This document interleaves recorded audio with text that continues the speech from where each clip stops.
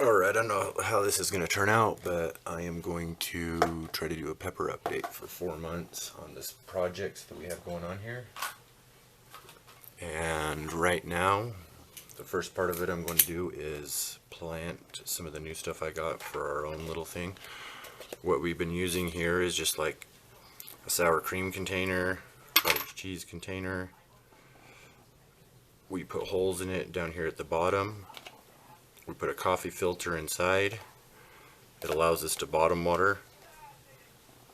And then the peppers or the seeds that we plant are in pretty decent soil, so yep, that's what we've been doing. This has been what we feel has been like the best option for trying to get things started, is these cups right here. But I know that each person has their own kind of personal preferences on how they do things. This is just a cheap, easy way to recycle in the kitchen and kind of take the things around you and just kind of use the same system on them, and that's what we've been doing. So that's been the best option for us as far. We've also used cottage cheese containers instead of plugs. The plugs tend to strangle our seeds out a little bit, but anyways, we'll take a look and see how this goes. Thanks.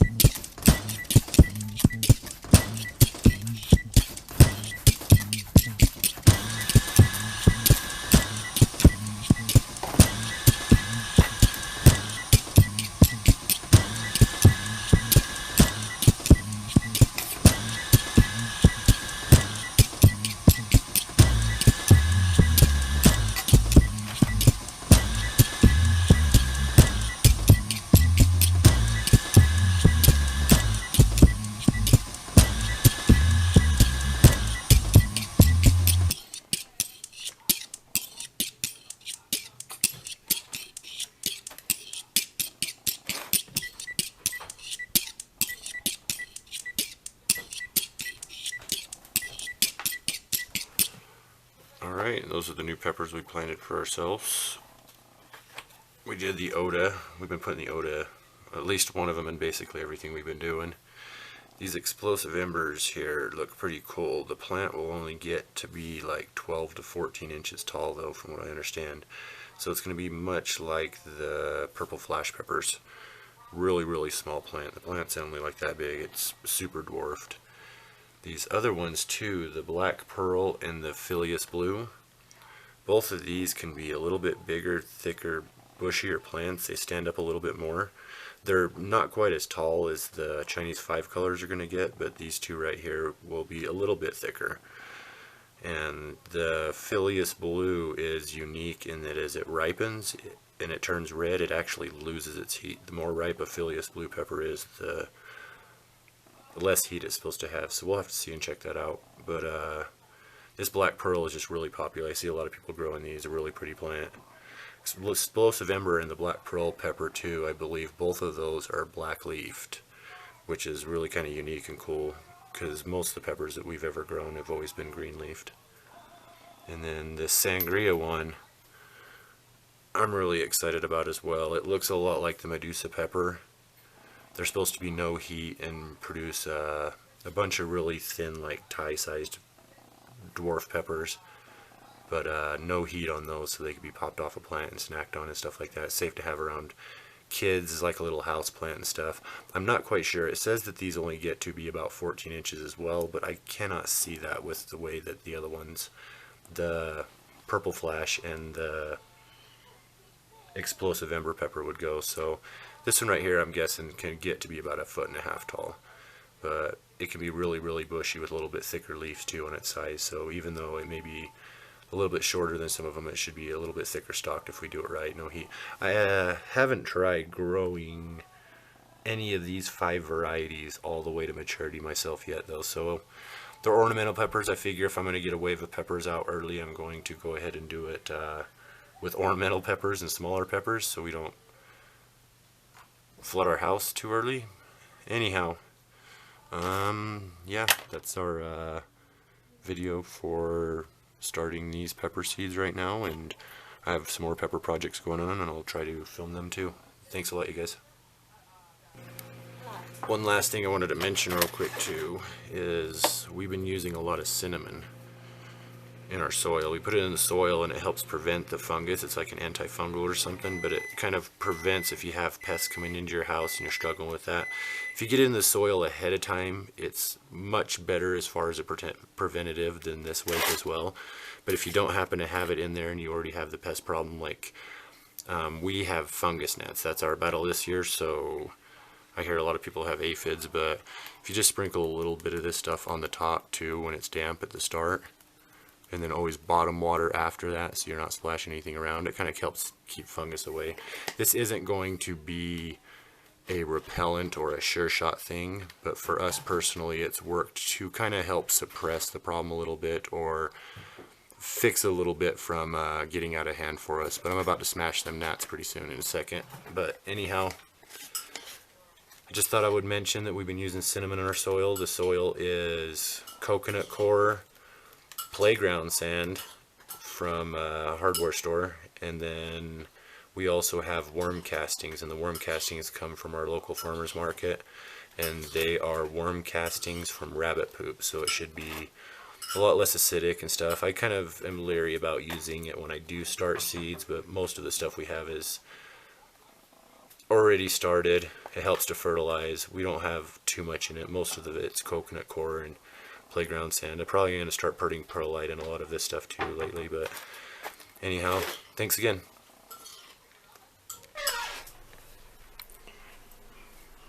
More important than light for us as far as these seed starts too is warmth. And I know a lot of people have been using the heat mats underneath them to keep the soil warm and whatnot, but this little tiny bathroom has a couple of these really bright heat lamp things in it. And so we run those a couple hours a day is all, to kind of heat the bathroom and not burn too much electricity. But when I come in here in the day, a lot of times I'll hold this up near the lights until it gets warm. for the new starts, and once it gets warm on the topsoil a little bit, about 10 seconds is all, and leave it alone.